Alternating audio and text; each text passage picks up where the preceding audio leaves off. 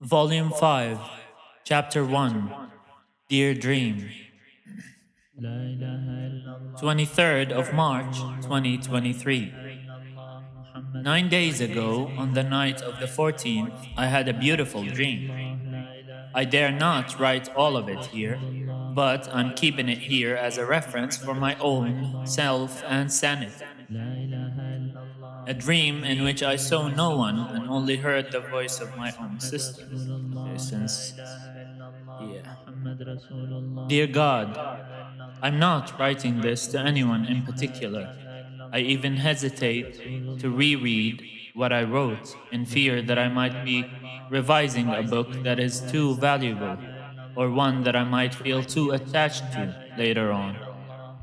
At times, I feel how loneliness and solitude would take a toll on me. Sitting down in a house with my significant other, who would be too occupied working on searching for new things to do while I'm swimming in my own fantastic world of thoughts. I feel like I'm not doing enough with the time that I have in my life. I spend my time playing video games, even if I hadn't played in a while, and studying things that I honestly feel like they are redundant.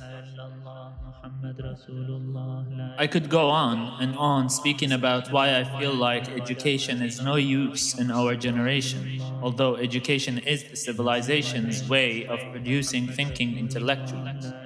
I actually feel like this educational system is infecting the students' minds rather than helping them prosper and flourish. Why should people read different types of books that hold no significant value to their own interests?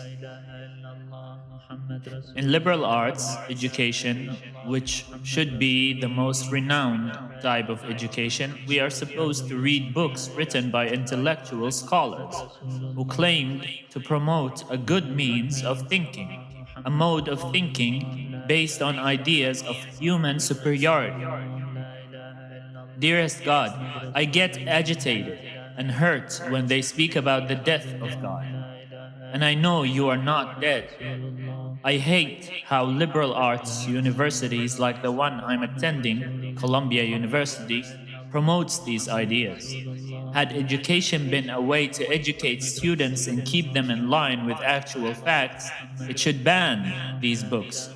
I do not even want to understand how these renowned scholars came to such a conclusion, as though the world can run itself without you around to keep it going.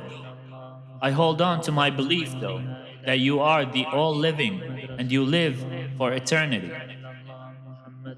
Death is also your creation. You give life and you take it, alive and will never die. I add. This world is not infinite, and I do not like the idea of infinity itself. I used to think to myself, infinity does not exist. Every time someone spoke about infinity or a function going to infinity in calculus, but if infinity does exist, humans are unable to attain or even understand it. I once had this dream. I wrote it back in my previous book, and I feel like I should write it here again, at least so that I do not forget it as old age gets to me. I first see myself in my parents' old house. It is the fifth story loft with a nice breeze coming in from all windows. I see my parents sleeping on the ground, which is what we used to do when we were there.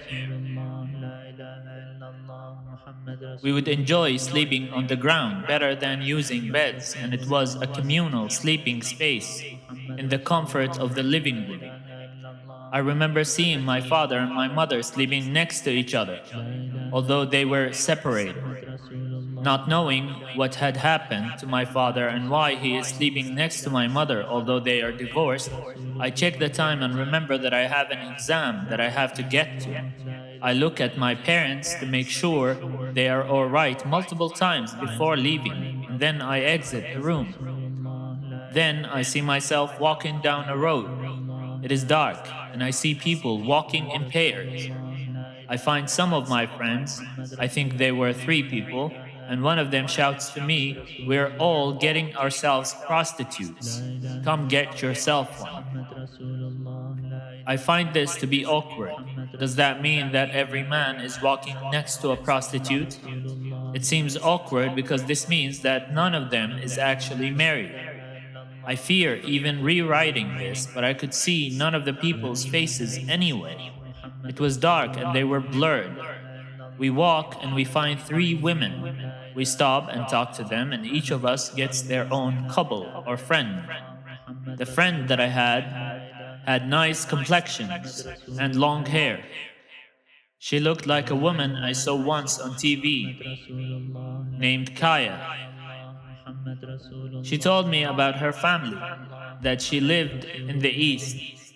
I don't remember which country she was from now as I'm rewriting this, but I know that it was somewhere in the East. I think she spoke about her family being in need of money, which is why she is working here, wherever here is. I then remember that I had an exam, however, so we go to the near market because although I was carrying my backpack, I had forgotten to get my pen or pencil. Therefore, we enter a market there that is next to a black door. But because I had forgotten my wallet, she buys me a pencil, which had no eraser on its tip. After she pays the man, we enter the black door, which leads down a long stairway to the bottom of a ramp. I thought that this was a shortcut to get to my exam location, but it was far from it. Climbing the ramp to get to school, I felt my friend too heavy. It is as though having her with me has added a weight burden on me that it was even difficult to climb the ramp to get to school. I would look behind me over and over and I would not find her. But I knew she was there walking with me. I could even feel her hand clutching to my hand as I'm climbing up. Yet she is nowhere to be seen. I finally reach the exam location and check to see my friend and say goodbye. She gives me a kiss, and I reach out to my pocket to pay her.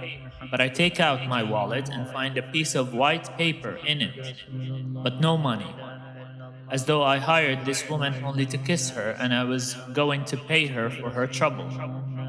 As I was entering the exam location, a guy walks out of the door speaking on his mobile phone.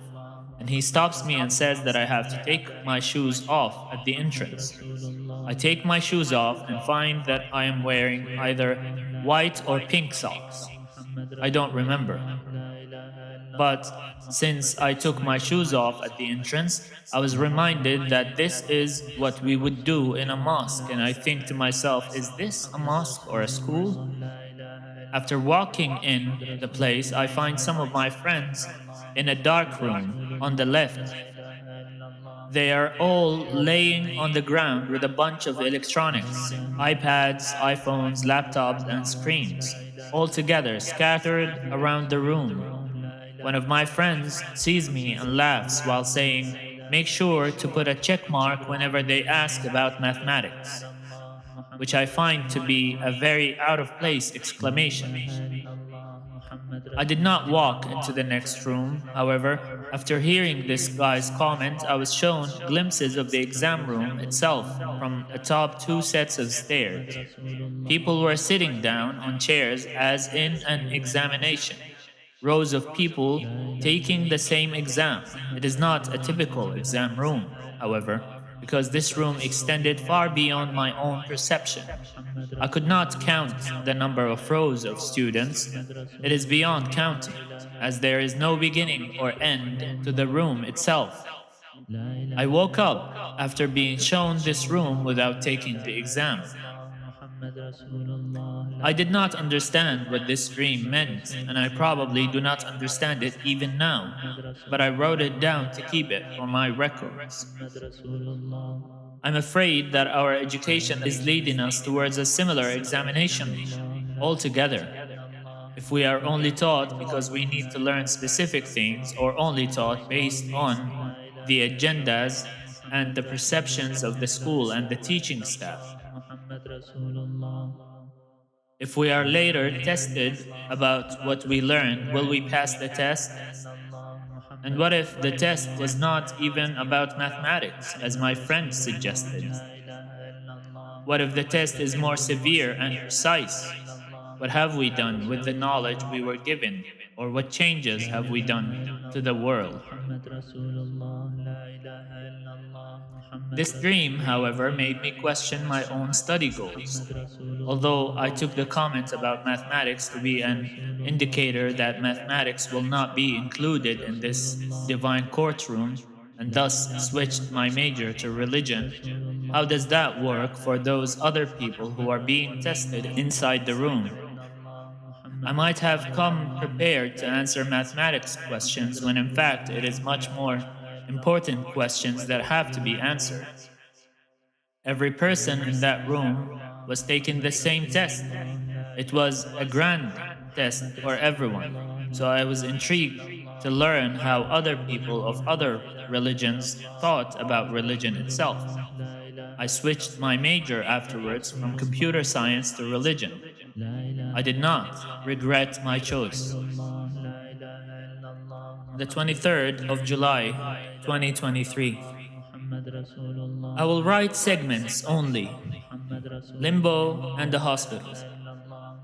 Getting out of the house pantless. Hearing people's voices as if they are talking to me. Walking a dog that doesn't exist.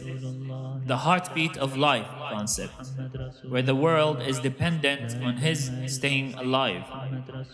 People do not see him most of the time. He is either staying home or when he goes out, he is invisible to people. Yet, when someone sees him, they report him as doing something against their benefit.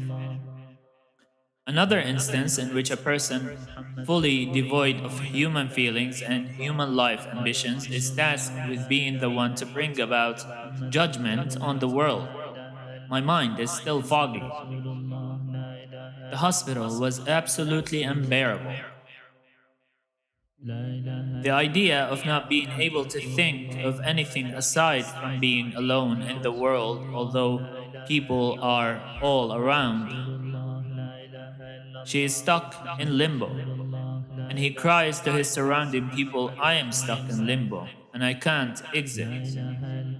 Or not just limbo, but the depth of hell where Iblis resides. This depth does not exist, but it felt like it was there. My mother, my elder brother, and my two younger brothers all together in the same spot. But my mother is not in the city. She was transported here for this specific reason. She is not here, but this is her duplicate. And the duplicate was going to die in this encounter. My youngest brother is just astonished at almost everything he sees or feels. We have stopped a lot of things, made an infinite time loop in order to bind a demon, a dabbe, and the devil. The most interesting thing is that there was a person who was there to do a good deed.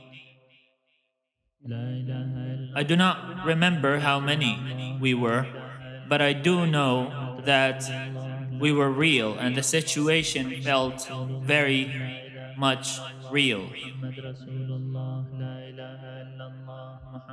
I learned a combined way of singing or soliloquizing, but I seem to have put it at pause because of what followed. Why would I want to become in control of people's lives or their destiny? Or why would I want to change the past if it cannot be changed? I love you. I love them too. Is it only an experience for once in my life or something to learn and redo later? Please do not get angry at me. I vowed it for a purpose. I write. Why did I remove the recordings? I feel like I have endured a lot, thankfully. Not as much as the threshold, though, also, thankfully. Had God not been with me, I would not have survived. However, could the two extremes be this way? The human's will could decide which extreme they would go to. Curiosity to either extremes, just curiosity. I find that reasonable but strange. What if the will or the curiosity itself was purposeless. لا أعبد إلا الله لا أعبد إلا الله. I start singing, meaning I do not worship anyone but Allah. What about the movie? I would love to write something like that.